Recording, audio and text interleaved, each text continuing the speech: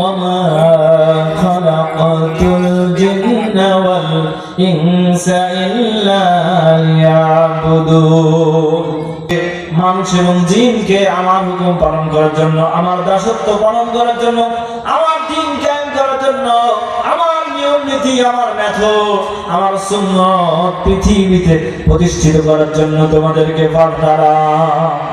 সূরা বাকারার ভিতরে বলছেন وَإِذْ قَالَ رَبُّكَ لِلْمَلَائِكَةِ إِنِّي جَاعِلٌ فِي الْأَرْضِ خَلِيفَةً قَالُوا أَتَجْعَلُ فِيهَا مَن يُفْسِدُ فِيهَا আল্লাহ রাব্বুল আলামিন বলেন, এই পৃথিবীতে যত মানুষকে বানিয়ে পাঠালাম তাদেরকে আমার খলিফা হিসাবে, আমার প্রতিনিধি হিসাবে দুনিয়াতে পাঠিয়েছি আল্লাহর হুকুম পালন করার জন্য, আল্লাহর হুকুম পালন করার জন্য। ভূখণ্ডে আল্লাহর আইন দিয়ে দেশ পরিচালনা হবে, এরকম মিশন, এরকম চিন্তা চেতনা যত যারা পৃথিবীতে মানুষ হিসাবে এসেছে তারাই চেষ্টা করবে এই দুনিয়াতে কি করে আল্লাহ জমিনে আল্লাহ দ্বীন কায়েম হয়, সবাই সুখে শান্তিতে থাকা যায়, এই নিয়মের উপরে সবাই চলে আসবে। এই জন্য আল্লাহ তাআলা মানুষকে সৃষ্টি করেছে। আমার ভাইরা, বিশ্বনবী নবী করিম সাল্লাল্লাহু আলাইহি ওয়াসাল্লামকে আল্লাহ রাব্বুল আলামিন অনেক সম্মান দিয়েছেন। আল্লাহ তাআলা বলছেন, ইন্নাল্লাহা ওয়া মালাইকাতাহু ইউসাল্লুনা আলান নবী ইয়া আইয়ুহাল্লাযীনা আমানু সাল্লু আলাইহি ওয়া সাল্লিমু তাসলিমা। আল্লাহ রাব্বুল আলামিন বলেন, পৃথিবীর ইমানদারেরা শোনো, যারা ঈমান এনেছো, বিশ্বাস স্থাপন করেছো, যারা নামাজ কালাম পড়ো, যারা আল্লাহর ভূখণ্ডে আইন প্রতিষ্ঠিত করতে চাও, তাদেরকে ইমানদার বলা হয়। আল্লাহ পাক রব্বুল আলামিন বলেন, হে ইমানদারগণ, নবীর উপরে আমি আল্লাহ রব্বুল আলামিন তার উপরে দরুদ পড়ি, তার উপরে শান্তি নাযিল করি। সুবহানাল্লাহ। তোমরা তার উপরে তার জন্য দোয়া করো, তার উপরে তোমরা দরুদ পড়ো। এই জন্য দরুদ ছাড়া কোন আমল কিন্তু পৌঁছানো আল্লাহর কাছে পৌঁছাবে না। কথা বলেন ঠিক কিনা? পৃথিবীর সর্বশ্রেষ্ঠ ইবাদত হচ্ছে নামাজ। ইবাদত বলতে যা কিছু বোঝায়, তার ভিতরে ফার্স্ট কাতারে রয়েছে নামাজ। এই নামাজের ভিতরেও দরুদ আছে না নাই? দরুদ ছাড়া কখনো কোন আমল কবুল হবে না। এই জন্য দরুদ পড়তে হবে, নবীজিকে ভালোবাসতে হবে। আল্লাহ রাব্বুল আলামিন বলেন, কুল ইন কুনতুম তুহিব্বুনাল্লাহা ফাত্তাবিউনি ইউহিব্বুকুমুল্লাহু ওয়া ইয়াগফির লাকুম যুনুবাকুম আল্লাহু গফুরুর রহিম।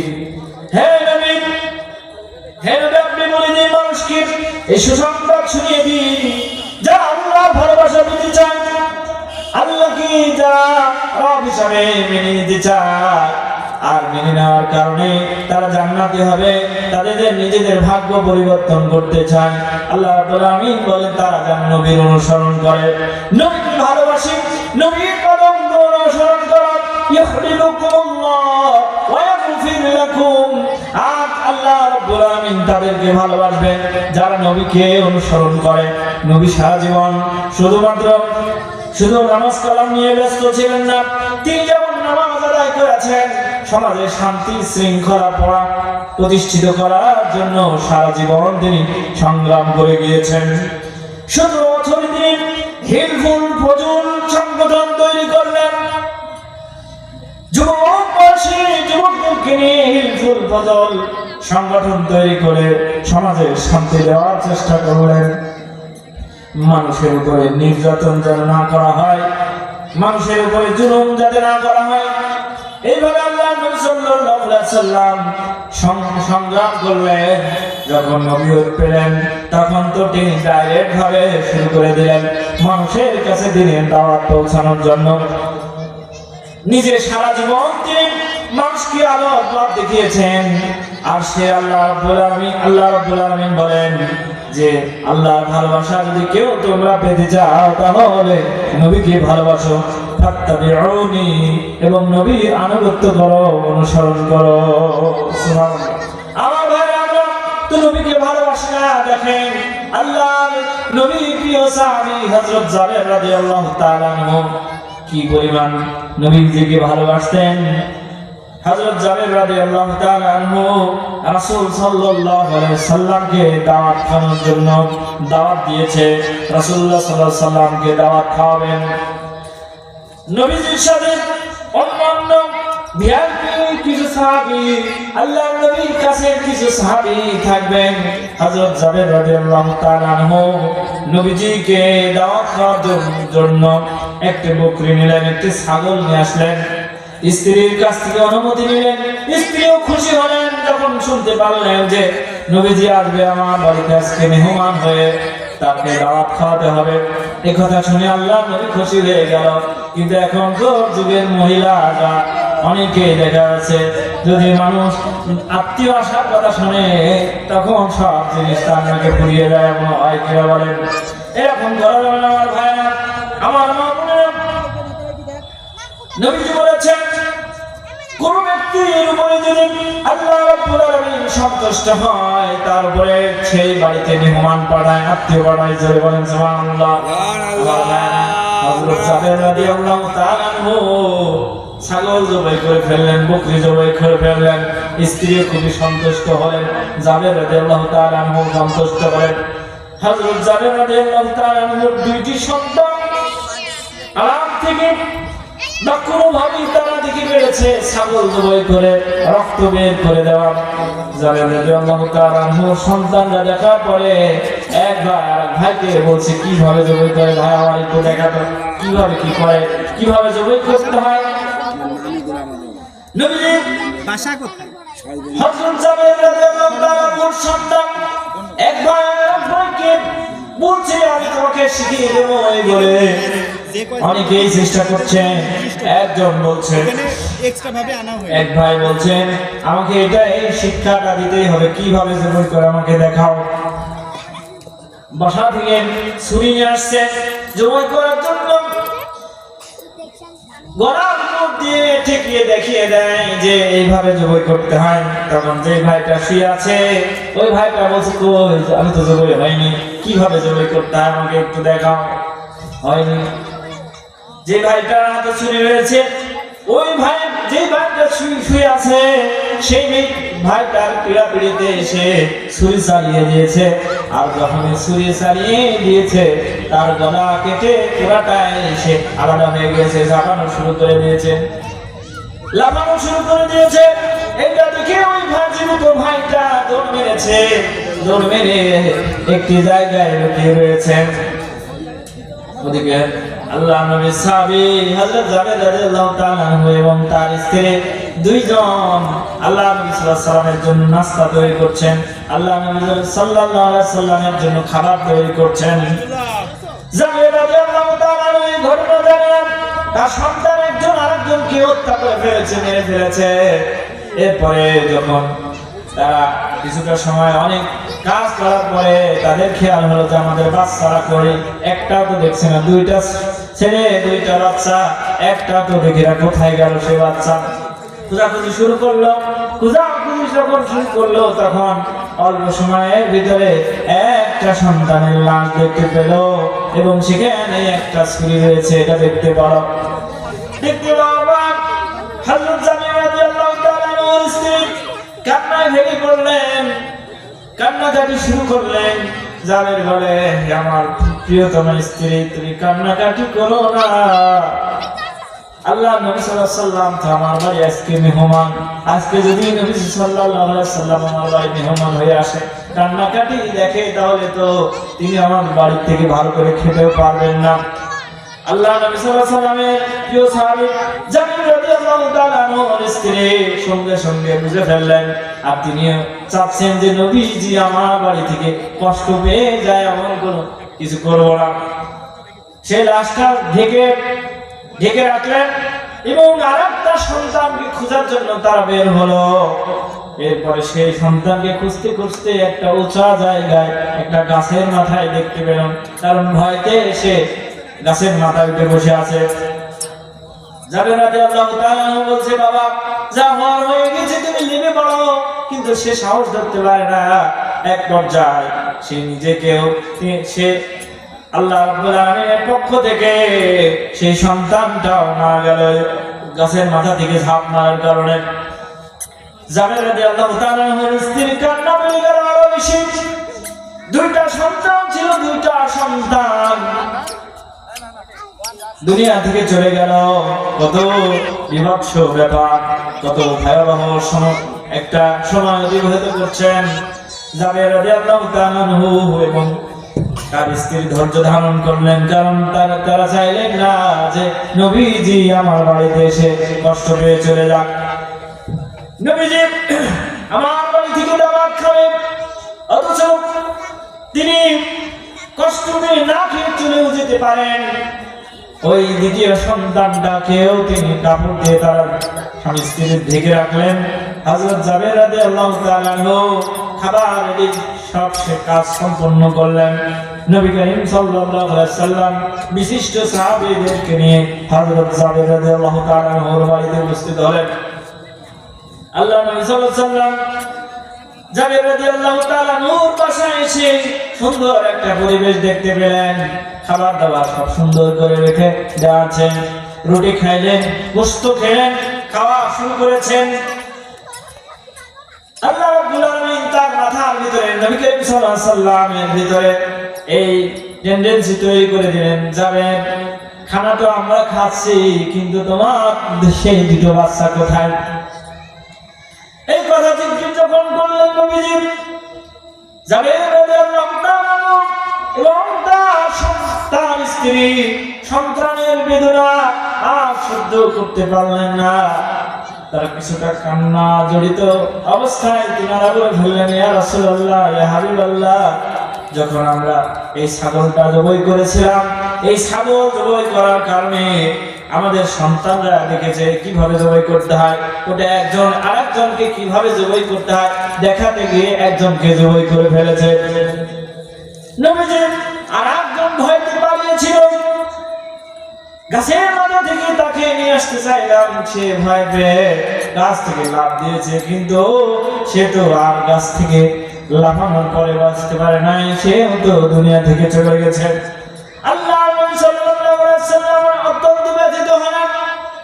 আল্লাহ নবী সাল্লাল্লাহু আলাইহি ওয়াসাল্লাম জাবের রাদিয়াল্লাহু তাআলা আনহুকে বললেন, সেই লাশের কাছে আমাকে নিয়ে চলো, সেই দুইটা বাচ্চার কাছে যে আল্লাহ নবী সাল্লাল্লাহু আলাইহি ওয়াসাল্লাম আল্লাহ রাব্বুল আলামিনের কাছে প্রার্থনা করলেন, ওই মরা সন্তান আবার জীবিত করে দিয়েছেন। ধরে বলেন সুবহানাল্লাহ। আমার ভাইরা, আল্লাহ রাব্বুল আলামিন বলছেন, তোমরা যদি ভালোবাসতে চাও আল্লাহকে, তাহলে নবীজিকে ভালোবাসো।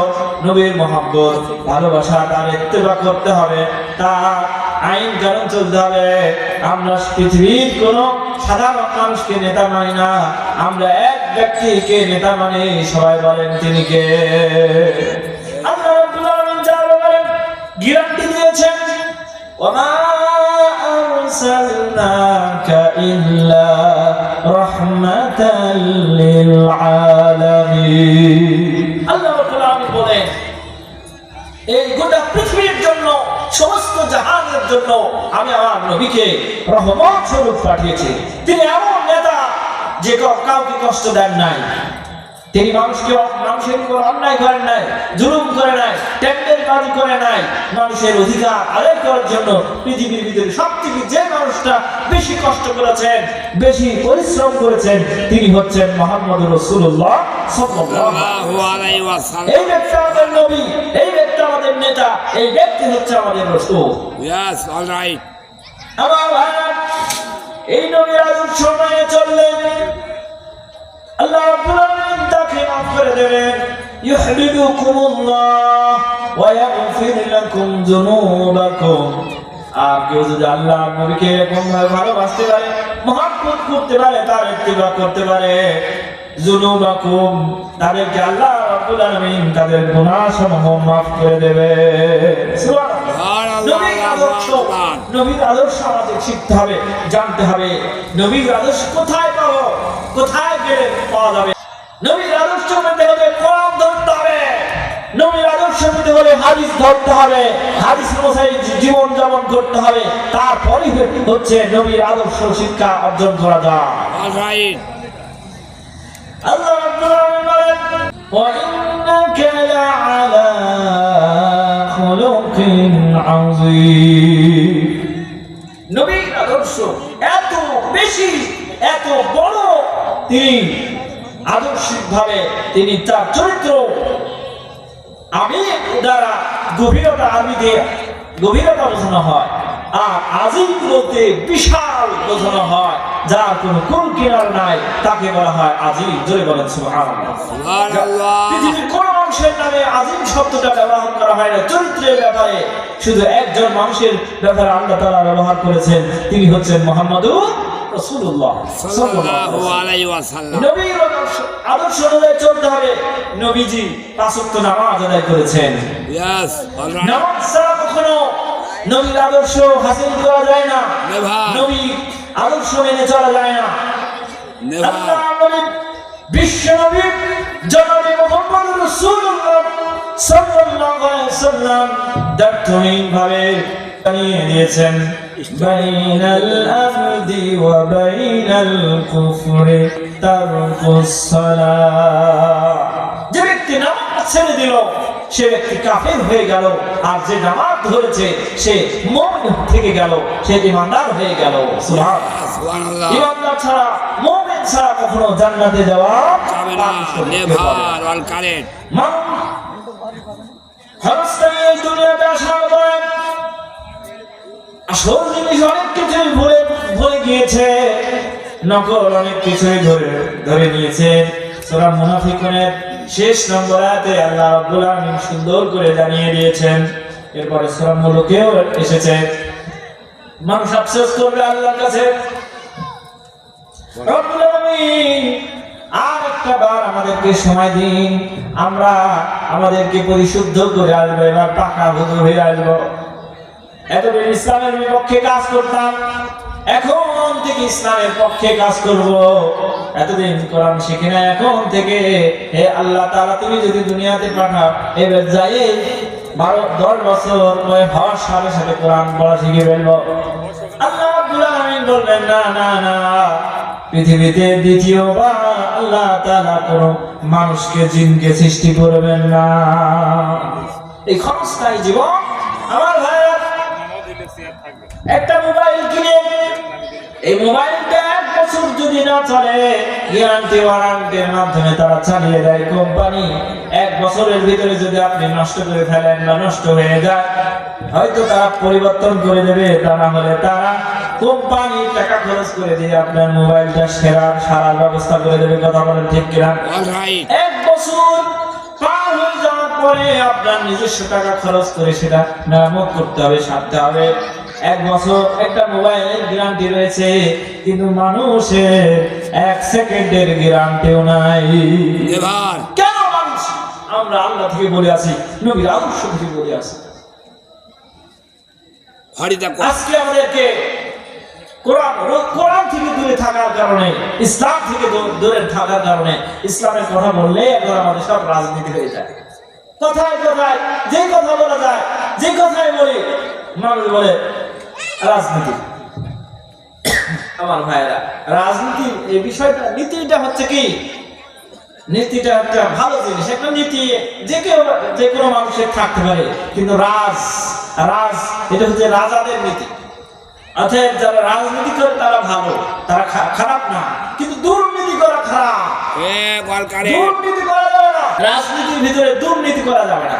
ইসলাম নিয়ে, কোরআন নিয়ে অ্যালার্জি আছে, তাদের একটু গা চুলকাবে। এই জন্য আমার ভাইরা, আমরা গা চুলকানি বা অ্যালার্জির রোগী না হয়ে ইসলামের ব্যাপারে আমরা ইসলামের পক্ষে মানুষ হব। কথা বলেন ঠিক কিনা? আমার ভাইরা, কোরআন কারিমের ইসলামের সাথে থাকলে তার দাম বেড়ে যায়। পবিত্র কোরআনুল কারীমের সাথে যে 60 টাকা গজের কাপড়ের সাথে যদি কোনো মানুষের পা লাগে তাহলে সে অন্তত 3 বার সোনা খায়। কথা বলেন ঠিক কিনা? এজন্য এনার্জি কোরআনের পক্ষে থাকবো, আমাদের দাম বাড়িয়ে দেবে আল্লাহ। জোরে বলেন সুবহানাল্লাহ। ইসলাম মানার জন্য, ধর্ম পালন করার জন্য শুধু মাঝে মাঝে নামাজ পড়লাম, রমজান মাসে সিয়াম পালন করলাম, কিছু টাকা পয়সা থাকলে যাকাত দিলাম, আর আল্লাহর ভূখণ্ডে আল্লাহর জন্য আল্লাহর দ্বীন কায়েম করা, এগুলো হচ্ছে ফিতনা। এরকম ধারণা যারা পোষণ করে, আল্লাহ রাব্বুল আলামিন পবিত্র কোরআনুল কারীমের ভিতরে বলেন, ওয়া মাইয়াবতাগি গায়রাল ইসলামি দীনান ফালান ইউকবালা মিনহু ওয়া হুয়া ফিল আখিরাতি মিনাল খাসিরিন। আল্লাহ রাব্বুল আলামিন বলেন, ইসলামের বিধিবিধান বাদ দিয়ে যারা সমাজতন্ত্র মানেন, যারা গণতন্ত্র মানেন, যদিও গণতন্ত্র যদি মানুষের অধিকারের জন্য হয় তাহলে এতে কোনো সমস্যা নাই, কারণ নবীজি করিম সাল্লাল্লাহু আলাইহি ওয়াসাল্লাম সারা জীবন মানুষের অধিকারের জন্য কাজ করেছেন। ওই হিসাবে আল্লাহ নবী সাল্লাল্লাহু আলাইহি ওয়াসাল্লাম জনগণের জন্য কাজ করেছেন। জোরে বলেন সুবহানাল্লাহ। গণতন্ত্রকে যদি আবার বলা হয় সমস্ত কিছু উৎস হচ্ছে জনগণ, সে ব্যাপারে আমাদের কথা আছে। সমস্ত কিছুর উৎস, সমস্ত কিছুর ক্ষমতার মালিক হচ্ছে আল্লাহ তাআলা, আর কোনো জনগণ হতে পারে না, কখনো জনগণ হতে পারে না। আমরা আল্লাহর বান্দা। আমার ভাই, এই জন্য নবী করিম সাল্লাল্লাহু আলাইহি ওয়াসাল্লামকে আমাদের জীবনের আদর্শ মানুষ হিসেবে গ্রহণ করতে হবে। তার মতো যদি আদর্শবান হওয়ার চেষ্টা করি তাহলে আল্লাহ রাব্বুল আলামিন আমাদেরকে সম্মানিত করবেন, সম্মান বাড়িয়ে দেবেন, আমাদের গুনাহ সমূহ মাফ করে দেবেন। সুবহানাল্লাহ। নবী করিম সাল্লাল্লাহু আলাইহি ওয়াসাল্লাম পৃথিবীর সর্বশ্রেষ্ঠ বক্তা ছিলেন। তার বক্তব্য আবু জাহেল দীর্ঘ সময় ধরে শুনেছে, আবু তালিব শুনেছে, অনেক বড় বড় নেতারা শুনেছে, কিন্তু তারপরেও তার পৃথিবীর সর্বশ্রেষ্ঠ বিশ্ব বক্তা রাসূল কারীম সাল্লাল্লাহু আলাইহি ওয়াসাল্লামের মুখ থেকে পবিত্র কোরআন শোনার পরেও তাদের হেদায়েত হয় নাই। এখনো 2025 এসেও যে কোনো ব্যক্তি, বড় বড় আলেম হোক না কেন, যাদের কপালে যাদের ভাগ্যের ভিতরে হেদায়েত নাই, কোরআনের ব্যাপারে যাদের অ্যালার্জি, তারা কখনো কোরআনকে পজিটিভ ভাবে ব্যবহার করবে না, গ্রহণ করবে না, তাদের গায়ে জ্বালা বেঁধে যাবে। যারা বলেন নাউযুবিল্লাহ। অলরাইট। আমার ভাইরা, কোরআনের পক্ষে থাকলে আল্লাহ তার সম্মান মর্যাদা বৃদ্ধি করে দেয়, আর কোরআনের বিপক্ষে থাকলে তার মান সম্মান আল্লাহ ধূলিসাৎ করে দেয়। আপনারা জানেন জর্জ ডব্লিউ বুশ 2006 সালে গোটা পৃথিবীর মানুষের উপরে জুলুম নির্যাতন করেছিল, শেষ পর্যন্ত জুতার বড় খেয়ে তিনি কিন্তু বিদায় নিয়েছেন। ঠিক কিনা বলে?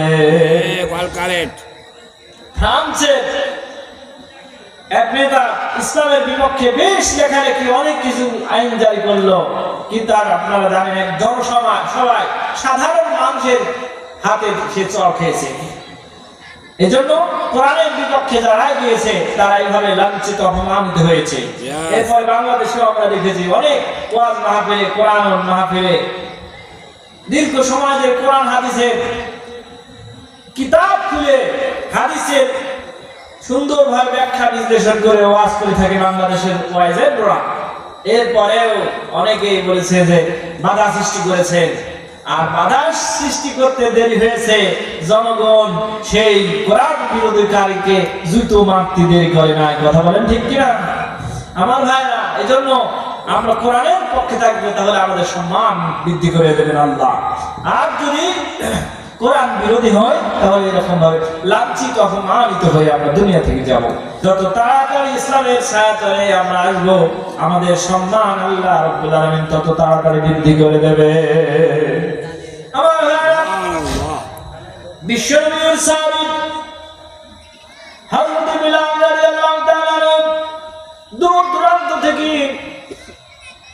হাবশী গোলাম কালো সাহাবী, তার মতো কালো আর অন্য কোনো সাহাবী ছিল না। সেই ব্যক্তি সম্মানিত হয়েছেন কোরআনের পথ গ্রহণ করার কারণে। আল্লাহ নবী সাল্লাল্লাহু আলাইহি সাল্লামের বিশিষ্ট সাহাবী সালমান ফারসি রাদিয়াল্লাহু তাআলা আনহু অনেক বড় একটা সময় পার হয়ে নবীজির কাছে আগমন করেছেন, নবীজির কাছে এসেছেন, এসে ইসলাম গ্রহণ করেছেন। সালমান ফারসি রাদিয়াল্লাহু তাআলা আনহু সম্মানিত করে দিয়েছেন আল্লাহ তাআলা, সুবহানাল্লাহ। এইভাবে যারা ইসলামের পক্ষে চলেছে তাদের সম্মান মর্যাদা আল্লাহ তাআলা বৃদ্ধি করে দিয়েছেন। আর যারা ইসলামের বিপক্ষে চলে গিয়েছে তাদেরকে লাঞ্ছিত করেছেন, অপমানিত করেছে, অপদস্থ করে দুনিয়া থেকে বিদায় করেছে। মায়ানমার অং সান সু চি নামে একজন মহিলা ছিল ক্ষমতায়, দীর্ঘ সময় ধরে তিনি ক্ষমতায় থেকেছেন, নোবেল বিজয়ী পেয়েছেন তিনি। তারপরেও তিনি মুসলমানদেরকে সহ্য করেন না। বৌদ্ধ দেশ মায়ানমার হচ্ছে বৌদ্ধ দেশ, তারা মুসলমানদের উপরে অনেক নির্যাতন করেছে। গণনা হিসাব অনুযায়ী আমাদের বাংলাদেশে এখনো পর্যন্ত 11 লক্ষ এখানে গিয়েছেন, বলছে 25 লক্ষ মানুষ এখনো বারবার মুসলমান বাংলাদেশে রয়েছে। আমি বলতে চাই সেই অং সান সু চি কিন্তু এখন তার সংসার চালাতে পারে না, সে এখন জেলখানায় আছে, আর অপমান লাঞ্ছিত হয়েছে। ইসলামের বিপক্ষে যাওয়ার কারণে আল্লাহ রাব্বুল আলামিন তাকে পাকড়াও করেছে। কথা বলেন ঠিক কিনা? আমার ভাইরা, এই জন্য আমরা ইসলামের বিপক্ষে যাব না, ইসলামের পক্ষে থাকার চেষ্টা করব। আল্লাহ নবী সাল্লাল্লাহু আলাইহি সাল্লাম বলেন, আখলিস দীনাকা ইয়াকফিকাল আমালুল কলিল। তোমার ইমানকে খাঁটি করো, অল্প আমলই নাজাতের জন্য যথেষ্ট হয়ে যাবে। যেটুকু হতে হবে সেইটুকু খাঁটি হতে হবে। 500 টাকার নোট আমার কাছে এক বান্ডিল আছে, 100 পিস, তার মানে কি 50,000 টাকা এই বান্ডিল। তবে 100টা নোটটি যদি জাল হয়, যারা জাল সাব্যস্ত করতে পারে এবং যারা চেনে, সেই দোকানে আপনি দিতে গেলেই বিপদে পড়বেন। আর যদি সেখানে আশেপাশে প্রশাসনের লোক থাকে আপনাকে গ্রেফতার করবে। কথা বলেন ঠিক কিনা?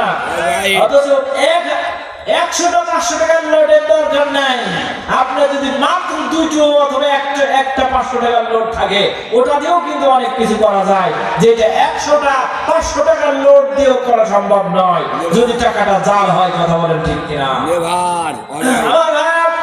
এই জন্য আল্লাহ নবী সাল্লাল্লাহু আলাইহি সাল্লাম বলছে, তোমার ঈমানকে খাঁটি করো, অল্প আমলই নাজাতের জন্য যথেষ্ট হইবে। অল্প আমল করে মানুষ নাজাত পেয়ে যাবে, আল্লাহর কাছে সম্মানিত হবে। আমার বন্ধুগণ, যুগে যুগে আল্লাহ রাব্বুল আলামিন নবী পাঠিয়েছেন, রাসূল পাঠিয়েছেন মানুষকে আলোর দিকে আহ্বান করার জন্য, আলোর দিশা দেওয়ার জন্য। কোরআন এবং হাদিস এখনো পর্যন্ত আমাদের কাছে রেখে গিয়েছেন। এই কোরআন যদি আমরা গ্রহণ করি তাহলে আল্লাহ রাব্বুল আলামিন আমাদেরকে জাহান্নামের পথ থেকে মাফ করে দিয়ে জান্নাতের পথে আল্লাহ আমাদেরকে কবুল করে নেবে।